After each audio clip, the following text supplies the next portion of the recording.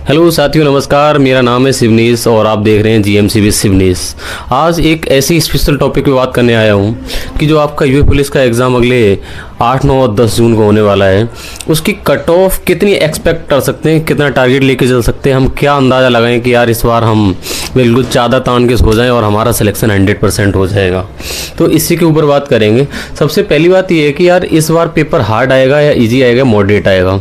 बिल्कुल लाजमी सी बात है यार, ये ऐसे क्वेश्चन दिमाग में आते रहते हैं और लास्ट टाइम पे ये सोच के और डर लगने लगता है कभी कभी मॉक टेस्ट लगाने पर आपके नंबर फ्लक्चुएट कर रहे हो कि कम या ज़्यादा है। कभी कभी पता चला 100 पे रह गए, कभी 115 पे आ गए, कभी 110 पे आ गए। तो इस चीज़ से घबराना मत। पहली बात तो आपकी तैयारी बेहतर नहीं बेहतरीन है अगर आप 100+ मार्क्स क्वेश्चन कर रहे हो सही। और खुद पे विश्वास ये रखिए कि आपने सिलेबस इतना पढ़ा है कि मैथ, रीजनिंग, हिंदी तो आपने पूरा पढ़ रखा है। जीएस में जितना हो सकता था उतने आपने एफर्ट्स लगाए हैं और लास्ट टाइम पे आप रिवीजन भी कर रहे हो। तो मेरे भाई पेपर जैसा भी आएगा सभी के लिए समान आएगा।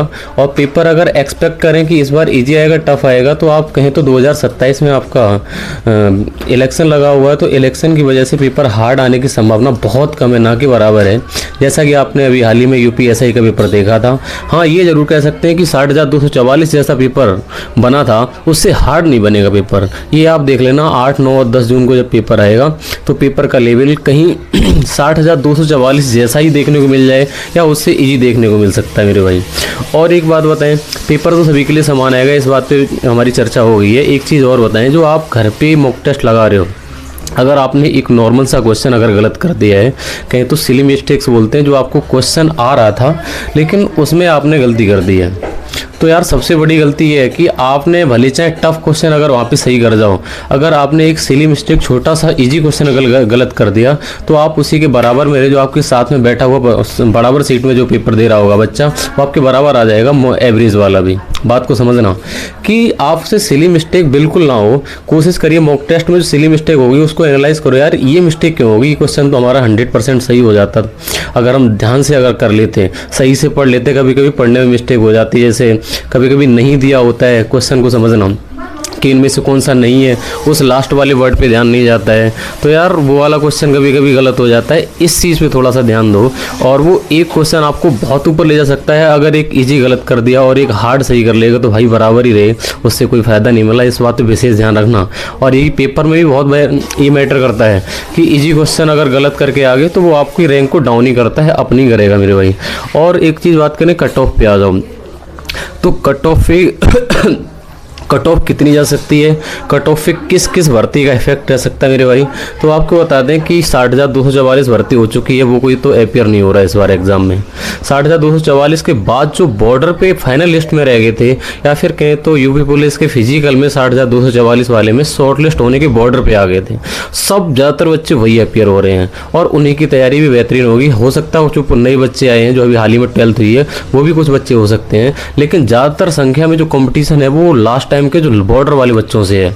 और कट ऑफ 60,000 की जो गई थी और ये 32,000 आपकी वैकेंसी है, कट ऑफ में बहुत ज़्यादा अंतर देखने को नहीं मिलेगा।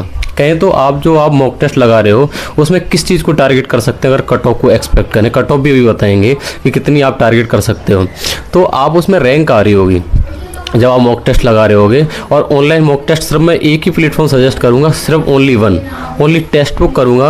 और ऐसा भी नहीं हमें टेस्ट बुक से कोई हमें प्रमोशन मिला है, हम आपको ये बताना चाहते हैं रियलिटी कि कुछ मॉक टेस्ट आपको अब ऐसे मिलेंगे ऑनलाइन वाले कि कभी हार्ड क्वेश्चन डाल के तुम्हें थोड़ा सा डरा दिया जाएगा और वास्तव में बेचैनी होती है अगर आपके मॉक टेस्ट में नंबर अचानक से गिर जाते हैं।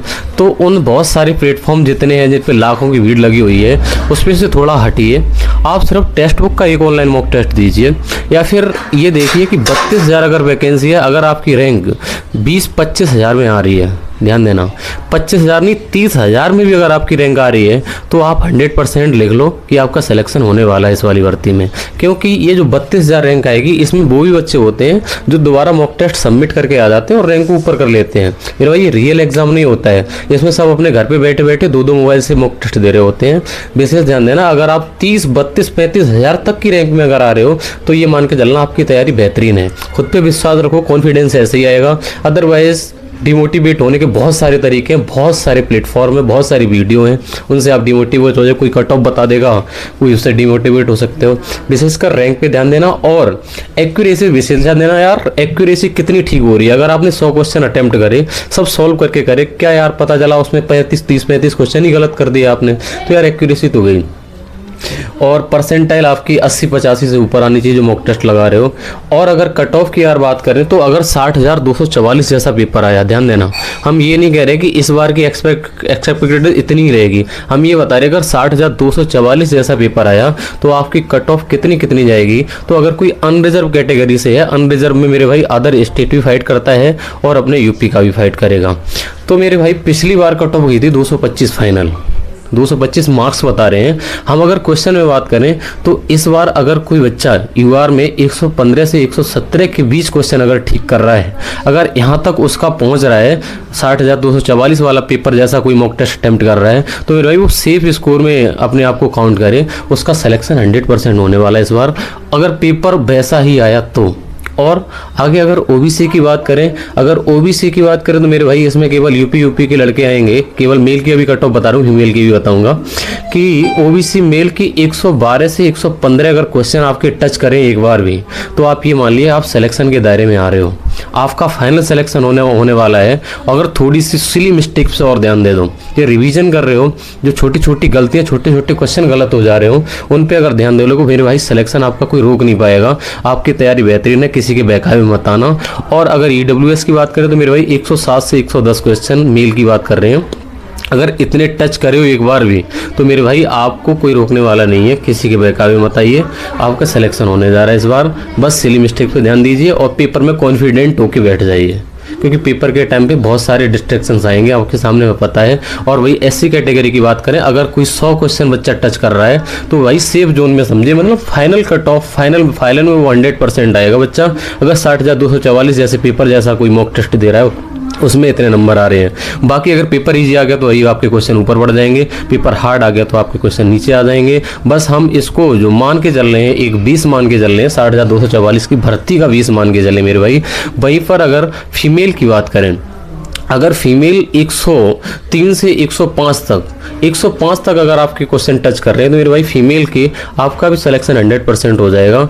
यकीन करिए कि अगर 60,244 या फिर टेस्ट पे कहीं मॉक टेस्ट लगा रहे हो, जो कि रिलीवेंट मॉक टेस्ट लगा रहे हैं, बहुत आलतू फालतू के क्वेश्चन नहीं कोई डाल रहा है, ऐसे प्लेटफॉर्म पे दे रहे हो, तो आपका मेरे भाई सिलेक्शन के दायरे हो, फाइनल सिलेक्शन के दायरे में आ रहे हो। और यूपीएसआई का टॉप हाई गई है, उसको थोड़ा सा साइड में कर दो। यकीन मानो यार, अगर यूपीएसआई की मान लिया तुमने, यूपीएसआई कट ऑफ हाई जा रही है, हाई चलेगी, उस बात को सोच के मिलेगा क्या? या फिर आपने ये सोच लिया कि एसएससी जीडी का पेपर अभी हाल ही में लीक हो गया या फिर और कोई पेपर लीक हो गया, ये 2-3 नेगेटिविटी अगर दिमाग में डाल ली, इससे सिर्फ आपका नुकसान ही नुकसान है, इससे कोई फायदा नहीं होगा मेरे भाई। इन सब चीज़ों को निराधार करके आप अपने को ये ध्यान दीजिए कि मेरी सिली मिस्टेक क्या हो रही है। हम मॉक टेस्ट डेली एक आध लगा के हम खुद को एनालाइज कर पा रहे, अपनी गलतियां पकड़ पा रहे हैं, उस पर ध्यान दो। और दूसरे लोगों के स्कोर का कंपेरिजन प्लीज मत करना मेरे भाई। अब वो समय आ गया है कि मॉक टेस्ट लगा के अपनी गलतियां पकड़ने का समय है ना। ये देखना है खुद को इवेल्युएट करना है कि यार हमारी मार्क्स इस बार कम हो गए, इस बात का डर मत बिठाओ।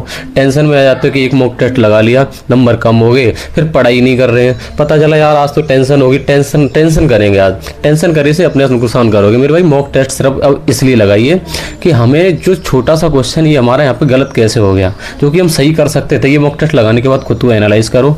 और अगर कोई आपका डाउट हो तो आप कमेंट सेक्शन में बता देना, हम उस पर वीडियो ले आएंगे। और आप कमेंट करते रहिए मेरे भाई, लगातार हम रिप्लाई कर रहे हैं, क्योंकि इस टाइम पे बहुत सीरियस कंडीशन होती है, जिस बच्चे की अच्छी तैयारी होती है, वास्तव में बहुत सारे क्वेश्चन, बहुत सारा डर बैठा होता है, यार पता नहीं इस बार हो पाएगा कि नहीं। वास्तव भाई साहब एक चीज़ और बताएं आपको, जो आपकी 32,000 वैकेंसी आई है, ये इतनी बड़ी वैकेंसी अब नहीं आने वाली है। बहुत अच्छा मौका मेरे भाई, ये जो आपके 8 दिन बचे हैं ना, बहुत बढ़िया तरीके से अपने आप को स्वस्थ रखें, विशेष ध्यान देना, नींद पूरी लेना, स्वस्थ रखे, अच्छे से पढ़ाई कर जाइए।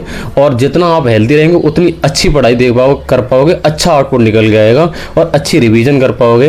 दुनिया की चीज़ों के बहकावे मत आइए, किसी को स्कोर मत बताइए, ना कंपैरिजन करिए, अपने खुद पे ध्यान दीजिए और पढ़ाई करिए। बाकी कोई डाउट हो तो बता देना। थैंक यू, बाय बाय, जय हिंद।